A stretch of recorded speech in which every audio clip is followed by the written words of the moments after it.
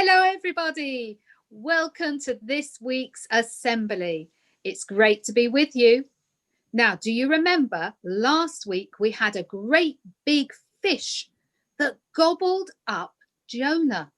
Well, today we have some more hungry animals. We've got some very ravenous lions. Look, there they are, all those lions. Now, what sound do lions make? Yeah, that's it. They roar.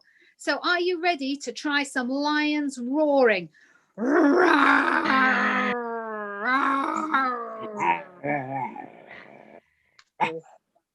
Those sound some vicious and hungry lions. So watch out in the story for when those lions have a roar and join in with us. Over to Jim for our opening. I wonder if you sometimes find it hard to do the right thing. In today's story, we meet someone who was told that he shouldn't pray to God. But this man carried on praying because he believed it was the right thing to do. As you listen to this story, you will see that God's people are no longer living in their own land. They are living far away from home. Let's open the book at the story of Daniel and the lions. This week we have a story about Daniel. Let's go to the king's court in Babylon, where Daniel is living and working. There is a new king, Darius, who has an especially horrid way of getting rid of lawbreakers. He throws them into a pit of ravenous, hungry lions. Can you imagine what happens then? Daniel still works hard for the king, who likes him and relies on him so much that he plans to give Daniel the top job over all the other king's men, a sort of prime minister. Well, this makes the other king's men very jealous of Daniel. Late one night, two of them are alone together. They are grumbling and complaining. I'm fed up of this upstart Jew, Daniel.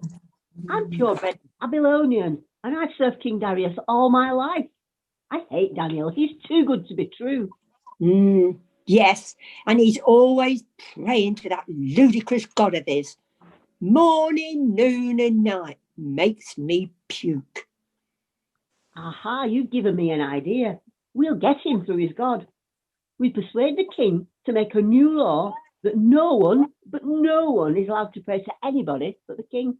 And we'll get Daniel when he prays to that God of his. It's the worst penalty. If you disobey the king, the lion's pit.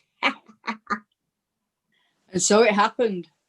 King Darius was easily flattered into making the new law, of course. Being top man, Daniel soon got to know what the king had done.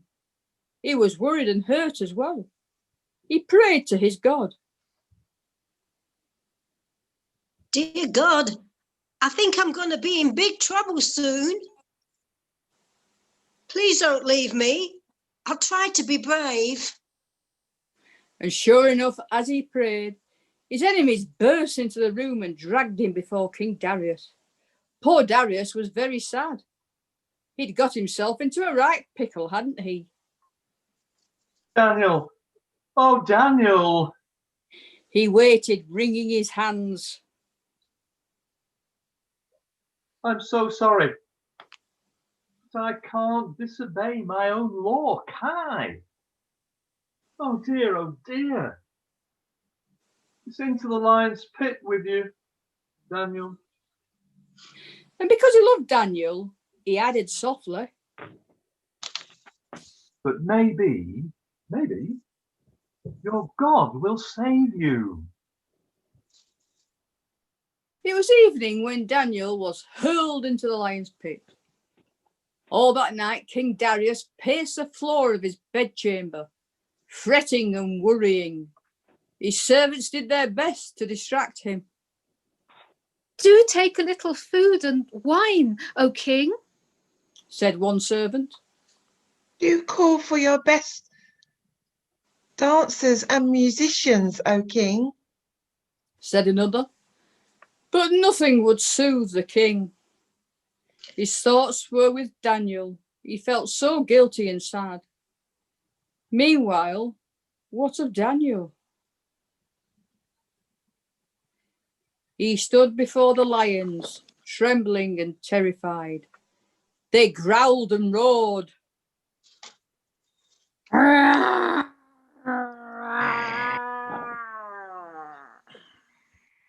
They bared their hideous sharp teeth at him.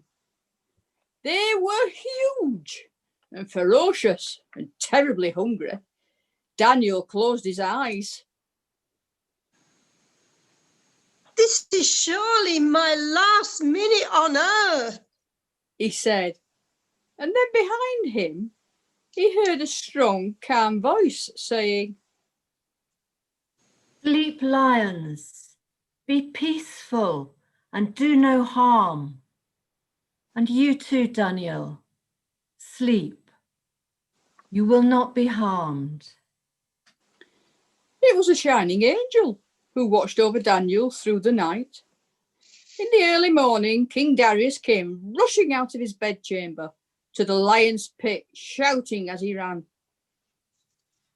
Daniel, Daniel, are you all right? Has your God saved you? Please, please say that you are all right.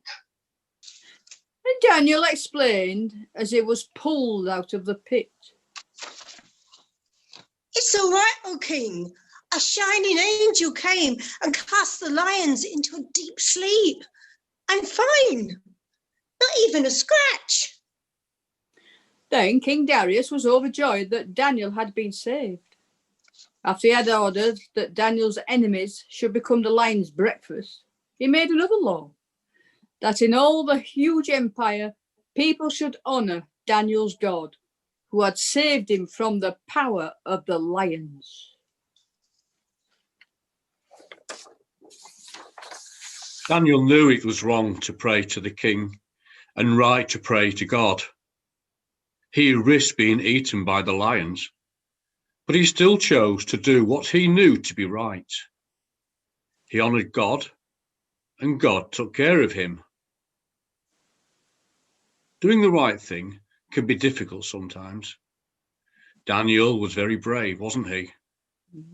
As we close our eyes, see if you can think of a time when you had to be brave.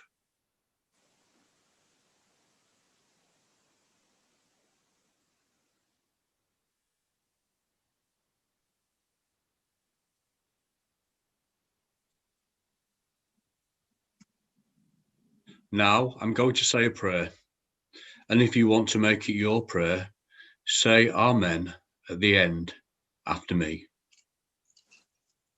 Dear God, sometimes other people try to make me do the wrong thing. Please help us to be brave and stand up for what we know to be right. Amen. Amen.